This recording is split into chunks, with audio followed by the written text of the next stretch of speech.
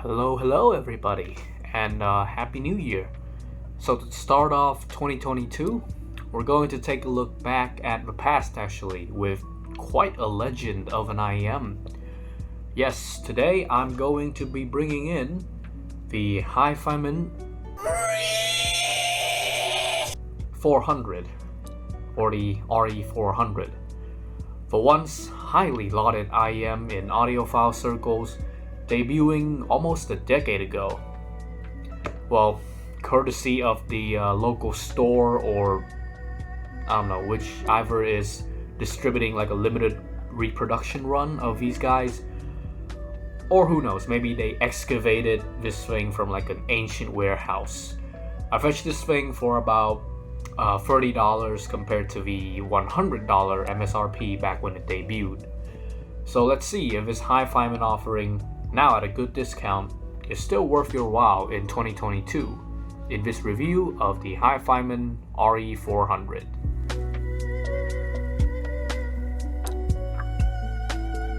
So the Hifiman RE400 comes in this sort of solid plastic box actually, and it's transparent.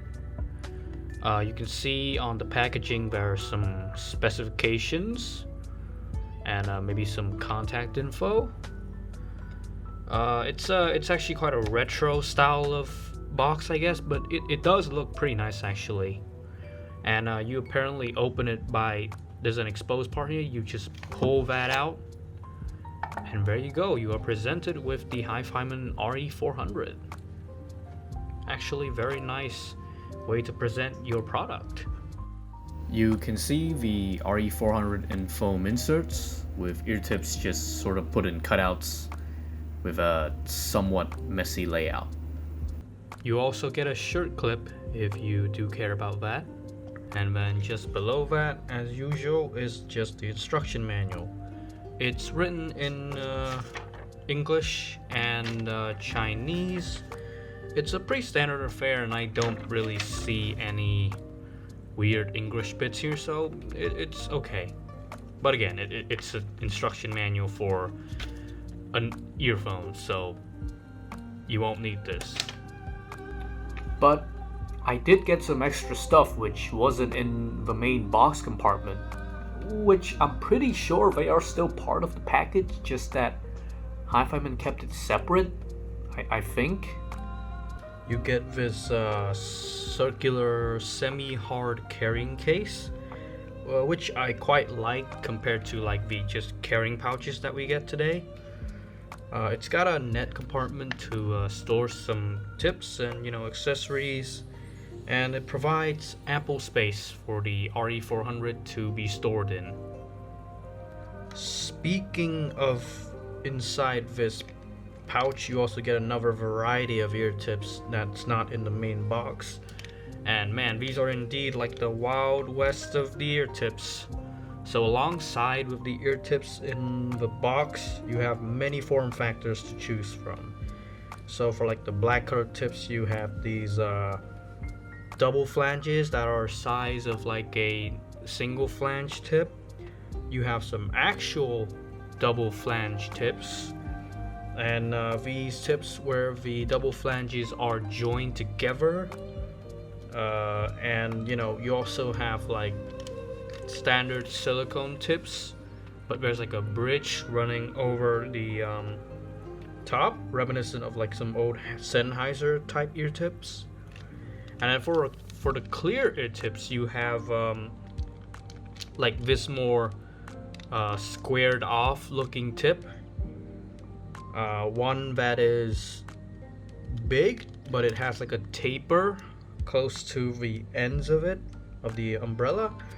And then these ear tips which are cut to be angled. I don't know. Yeah, Hifiman sure threw you a mystery bag of ear tips. You are indeed spoiled for choice. Too bad all these choices suck, and they exacerbate the driver flex of the RE400, which we'll get to that shortly after. And finally, we have some replacement filters for the RE400. They don't give you a pair of clamps to pry it out like Moondrop though, and these do look and feel a bit more fabric-y than the Moondrop filters. And now we have the RE400 in the flesh. As you can see, this is certainly a micro driver if I've seen one. And for size comparisons, it's got the same, if not even smaller footprint than the likes of like the final E3000 and the Moondrop spaceship. And it's practically minuscule compared to like a Chi-Fi IEM nowadays. The size and the lightweight construction makes the RE400 a very unobtrusive wear, and it disappears in your ears once it's on. As you can see, there is some venting in the housing, although there is still evidently driver flex, and gives my ears a weird pressure buildup sensation when I plug them in. I can only hope this does not introduce problems down the line. Although the RE400 does have some like plastic sticking out as like strain relief, it feels very flimsy and weak, and I can't help but have to baby this thing every time I use it, as there's just like an overall cheapness in the build quality. Although I guess this is only partially Hifiman's fault, because back then most IEMs just kind of felt cheap like this, I guess. And would you look at the cable assembly on this thing too, it's very old school. It's not a braided cable, and it's basically just a thin black strand, though it helps that it is quite light. Going down to the Y splitter, you can see that the wire's joined up and goes into a braided fabric lining, though I think this will probably fray over time, as they usually do. The chin slider itself is a gray metal piece, which is small, but it is effective, and it doesn't slip from its position. And would you look at this headphone jack? I've not seen green rings on a 3.5mm jack since like forever. It really does show just how old this thing is. The RE400 has a neutral, albeit bass light signature that really goes well with any source you throw at it, and it sounds about equally nice coming from both my LG V20 and my iBasso DX150. As for ear tips, well, like I said, the choices you get in the box are all pretty bad. They're uncomfortable, and they make the driver flex issue worse. So I'll be using, I guess, something from an equally old school product. So these are silicone tips that I got from the Panasonic RPHJE150. What a memorable word soup that is. You know, they hail from the same family as the cheap $7 Panasonic earphones that everyone recommended back in the day. These silicone tips, they look generic, but they are a little smaller than usual. The biggest size, which I'm showing here, is only medium actually. And I'll be using these on the RE400 because they are decently comfortable in the ear, and they alleviate the pressure buildup issue. The second best choice I see are these SpinFit CPs 360s. They're supposed to work with true wireless sets, but they work well here too with their minuscule size. And failing that, I guess just try your favorite tips, but a size smaller than the usual, and hope for the best basically. As I said, the RE400 is quite a neutral earphone, with a sound sig close to that of diffuse field neutral, but with some modifications of its own. And indeed, thanks to this tuning, the RE400 has aged beautifully, still coming out on top to some modern offerings in terms of tuning. Starting with the bass. The bass performance of the RE400 is quite reserved, a bit lacking and flat at points. However, what little bass there is still very good. The RE400's conservative low end took a healthy amount of volume and equalization before succumbing to distortion. I came in expecting its age to show with horrible distortion at higher volumes, but no. This bass is quite clean. You don't get much rumble, save for the slightest hint of a mid-bass boost to give some impact, and the bass texture is soft. The weaknesses here mostly relate to the RE400's age, as bass detail is low and seemingly more one note compared to even modern budget offerings, but overall I expected complete failure, and the result is actually surprisingly decent and free of the distortion typical of other micro drivers. The mid-range of the RE400 models itself to that of diffuse field, which lends to it presenting all details with sort of an equal standing. Thus I hear a very balanced presentation. Little is obfuscated in the mids, which helps the low technicalities not show itself too hard. There's a warmth in these mids which help the RE400 maintain a somewhat intimate presence, and timbre is free of any abnormalities. Again, a very competent execution with little to critique aside from the slight veil of detail due to this thing's age. I guess my gripe of these mids come from the fact that it is tuned to diffuse field, and when everything in the mix is evenly distributed, it sounds a little boring, I have to admit. But this does go down to personal taste more. If you're a fan of diffuse field, then these mids will not disappoint. The treble of the RE400 mostly stays out of the way. It is unintrusive with no weird resonance peaks or sibilant spikes, which plague less well executed contenders. It provides the sparkle and clarity needed for music when called for, and gives an airiness that is average but acceptable nonetheless. It is, I guess, impressive in its unimpressiveness. It won't win any accolades, but that it didn't screw anything up is already a strength. The soundstage performance of the RE400 is a little below average, being slightly in your head, but not so bad to come to the point of narrow. It is serviceable, but I have heard better. Soundstage height is almost non-existent, as expected of something this old. The technical ability of the RE400 is probably its biggest weakness, holding it back in sort of having staying power in 2022.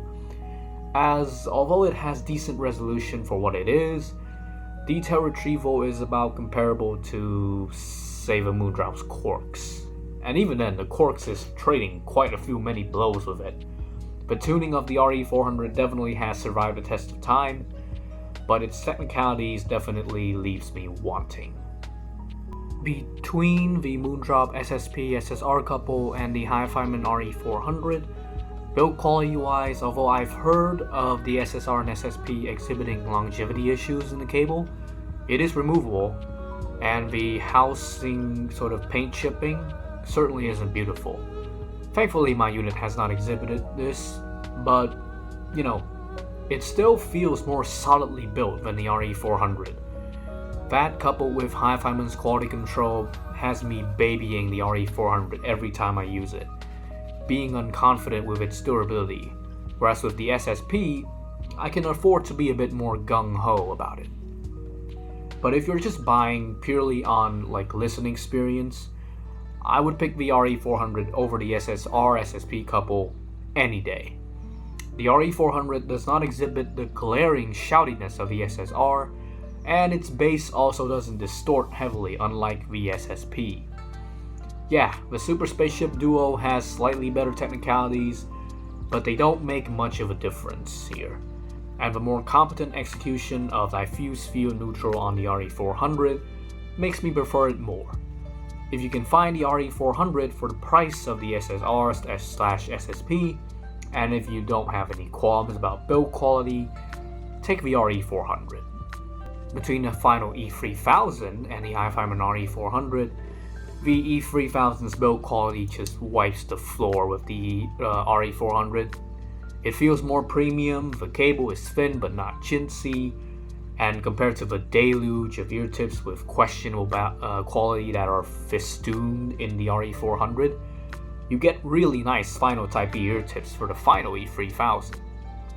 Sound-wise, the E3000 wins again in technicalities, with slightly better separation and resolution and a decently wider soundstage. Enough that I'd say that the E3000 is definitely better for soundstage than the RE400.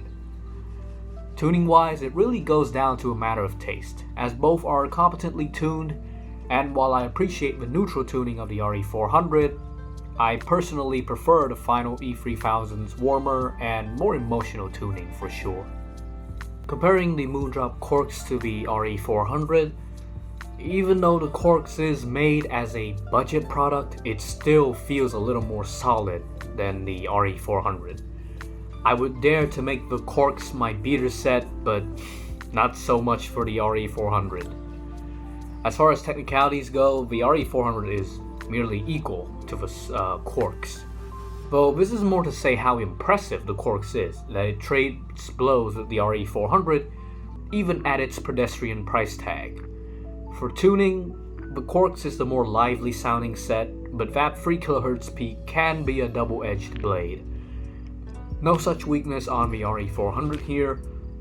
I wouldn't say one set trumps the other, but they do cater to different tastes for sure. So, it's almost been a decade since the debut of the Hifiman RE400, and thanks to smart choices in tuning, it still has a place in your collection in 2022. I came in with skepticism regarding the RE400's performance, and came out of this review with a hidden gem in tow. Sure, at $100, I wouldn't pick the RE400, but it has found itself a new home in the $30 or I guess budget price range. And in this range, if you're not too picky of technical ability, I would still readily give the RE400 a shot. The only other obstacle I see would be Hifiman's build quality.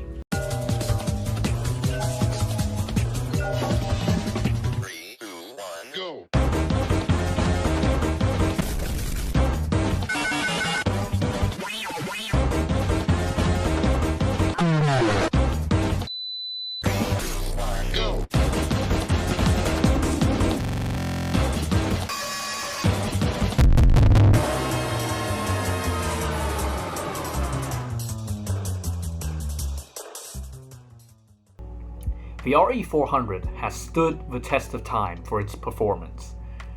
I just don't know whether if it would do the same with its build.